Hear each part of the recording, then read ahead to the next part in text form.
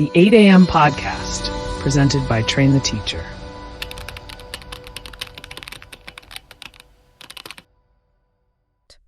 Today, we're tackling a belief that seems to trip up so many English learners.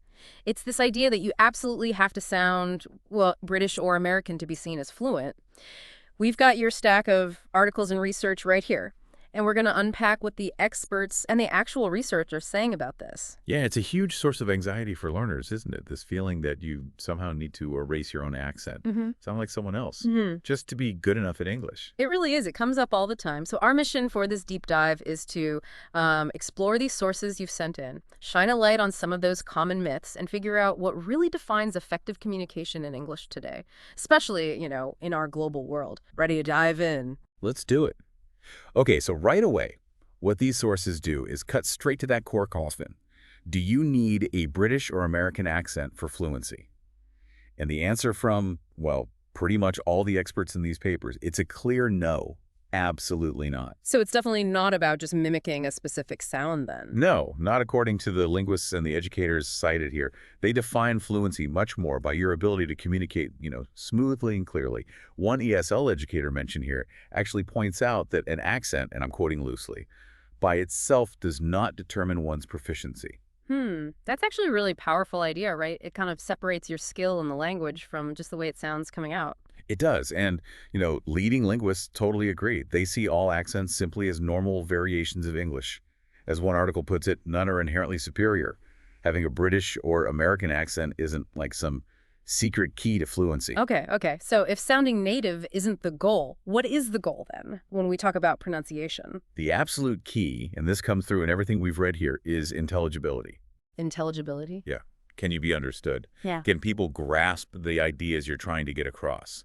That's the real mark of effective communication, not copying a specific accent. That makes a lot more sense, especially when you think about English being spoken literally all over the world now. The sources also lay out some pretty specific myths that seem to stem from this idea that only certain accents are, correct. Should we walk through a few? Yeah, let's do that. It's helpful. Okay, myth number one, the big one we just touched on. You must speak with a British or American accent to be fluent. Right. And as we just said, the fact is, fluency is really about getting your message across, effectively. Easily. Yeah. Intelligibility, being understood, that's the practical goal in a global context. Your accent. It's only really an issue if it actually stops people understanding you. Okay, myth number two. My foreign accent is somehow wrong, or it makes me less fluent. Oh, this one. This myth really chips away at people's confidence, doesn't it? And confidence is such a huge part of fluency. But the sources are really firm on this. Everybody has an accent. Native speakers have accents, regional ones, social ones, and no accent is automatically bad. That Cambridge assessment blog we looked at makes this so clear. It says an accent is only problematic if it hinders intelligibility. So again, it's not the accent itself, it's about whether the speech is clear enough to be understood. Exactly. Which leads to myth number three. People will only understand me if I sound American or British. Which I guess can feel true sometimes, especially if those are the accents you hear most in movies or music. Right, that exposure bias. But the research, it tells a different story. Yeah. Comprehension actually relies much more on clarity and also on listener familiarity. Studies show listeners are actually quite adaptable. With a bit of exposure, they learn to understand different accents pretty well. Like watching a film with a dialect you're not used to. Precisely. At first, it might be a bit tricky, but your brain adjusts surprisingly quickly. The sources say what really helps comprehension is clear stress, good rhythm, and accurate pronunciation of the key sounds, the ones that really carry the meaning. Right. Not necessarily getting every single vowel perfect like a native speaker, but hitting those sounds that make the words understandable. Exactly. And the final myth here. British or American English is the single correct standard. This one feels kind of rooted in history, maybe colonialism. It definitely is. Well, But today, English is fundamentally a global language. It has many established standard varieties all around the world. And the sources highlight that the major English proficiency tests like IELTS and TOEFL, the big international exams lots of learners take, they actually use a diverse mix of accents. yeah, they'll have British, American, Australian, sometimes Indian accents in the listening sections. Exactly. And remember that study with the Chinese learners? It was really interesting. They might have initially preferred a British accent, maybe due to education or media. But the more advanced learners, they had no problem understanding and accepting an Indian accent just fine. So it just reinforces that idea there isn't one required accent anymore. Learners have choices, and the English-speaking world is just much bigger than the UK and the US. Absolutely. Okay, so the big takeaway is clearly intelligibility over trying to mimic a native speaker. What does this actually mean for how English is taught these days? Or how it should be taught? What do educators prioritize? Well, things are definitely shifting, and the sources reflect this quite strongly. The consensus is that clarity absolutely beats accent mimicry. Hands down, your accent is, part of your identity.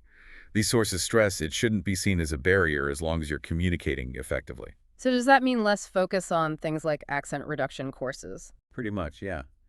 Modern ESL teaching, or at least the direction it's moving in, is focusing much more on intelligibility. That means things like clear consonants, getting the stress right on syllables and words, achieving a more natural rhythm of English speech. It's about being easy to understand, not sounding like you're from London or New York. And I really liked that simple takeaway from one of the experts in the sources. Don't be afraid to use your own accent. That's right. It's simple but powerful. Teachers are now encouraged more to make learners aware of sound differences, how this vowel sounds different here versus there. But the goal isn't demanding native perfection. It's about building confidence and clarity together.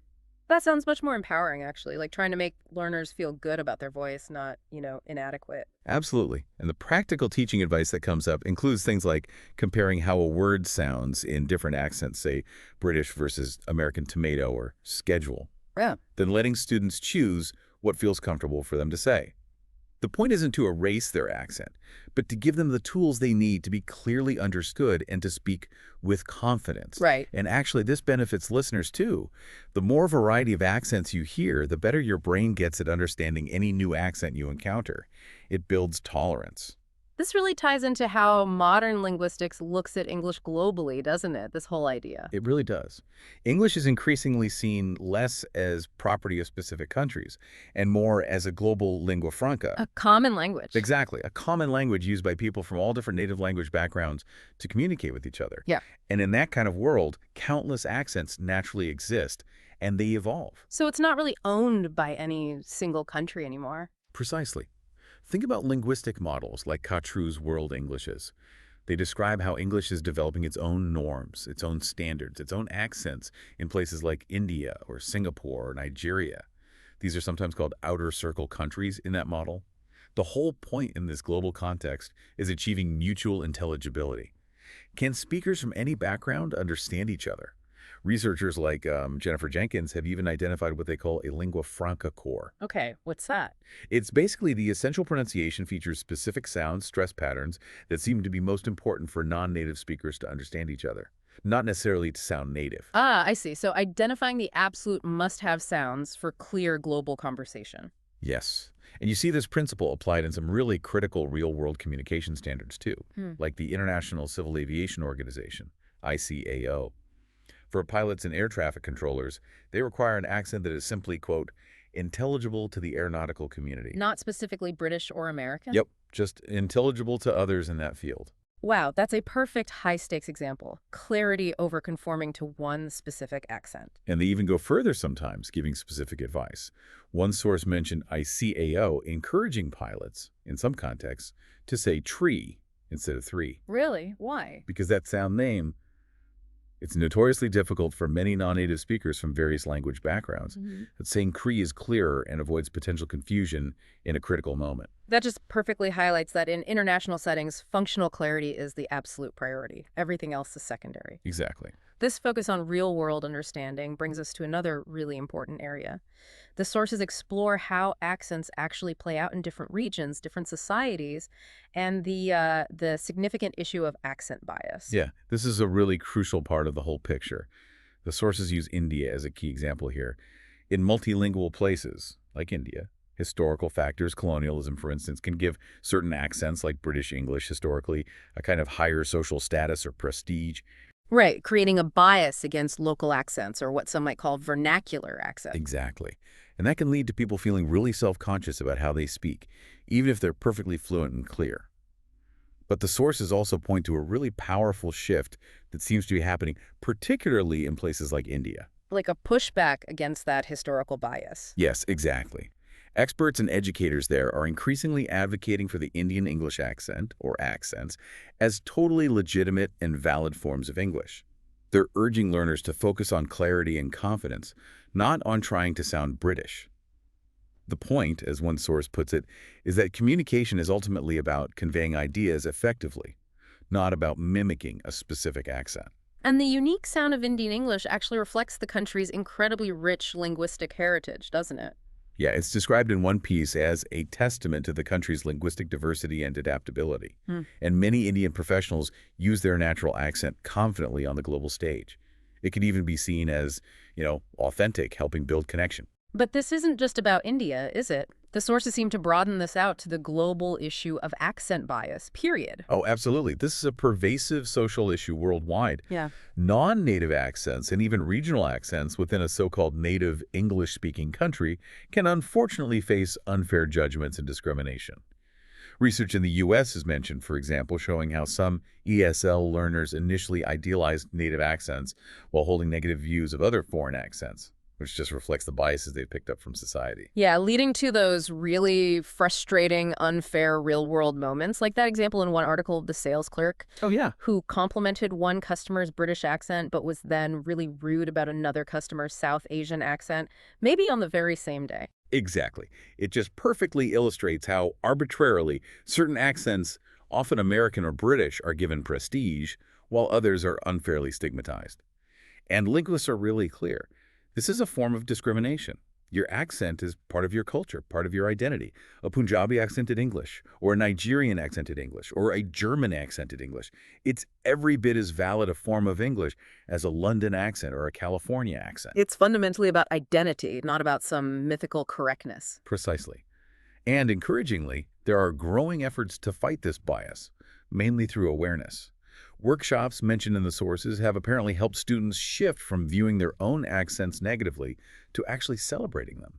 It's a slow process for sure, but there does seem to be a gradual global trend towards organizations, at least publicly, recognizing and even celebrating accent diversity as a strength.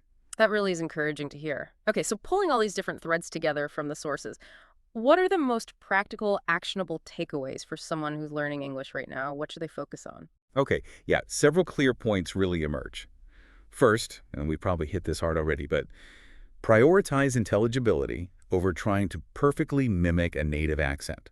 Focus on making your sounds clear, the key vowels, the consonants, getting word stress right, using intonation naturally, basically. Focus on being easily understood. That, accent or not, is the real sign of fluency. Maybe particularly focusing on the sounds that are most different or difficult coming from your first language? That's a great practical tip, yes. Second, actively listen to and try to adapt to many different accents. Expose yourself.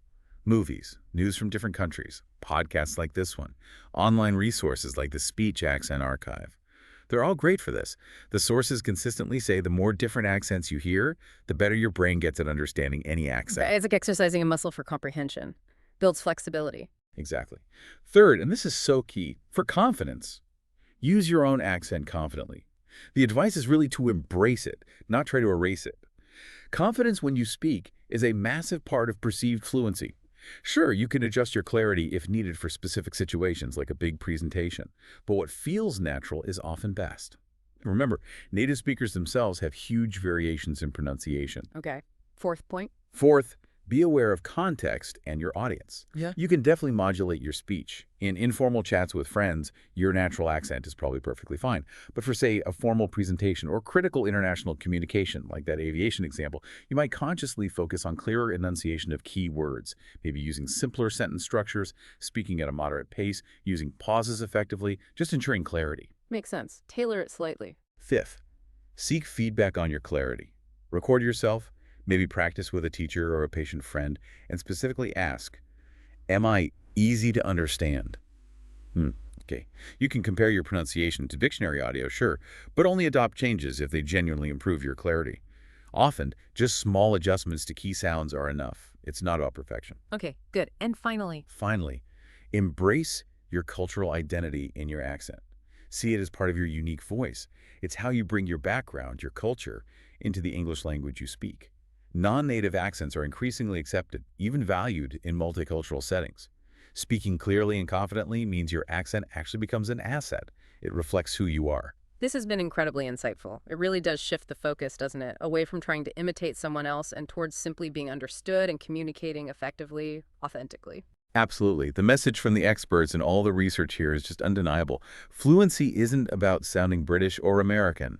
Not at all. It's about intelligibility, yes, Yeah. but also vocabulary, grammar, and maybe most importantly, confidence in actually using the language. So for you listening, the takeaway seems clear. Instead of stressing about sounding like, I don't know, the Queen or a Hollywood star, Yeah. focus on building those core communication skills and speaking with clarity and confidence in your own voice. Yeah. And maybe, just maybe, the most profound takeaway from digging into all these sources is this.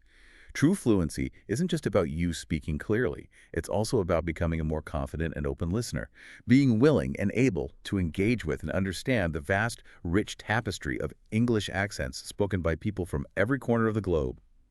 Your voice, in your own unique accent, actually adds to that richness. Don't hide it. That is a brilliant thought to leave everyone with. Fantastic. Well, that's it for this deep dive. Thanks so much for bringing us these sources and walking us through them. My pleasure.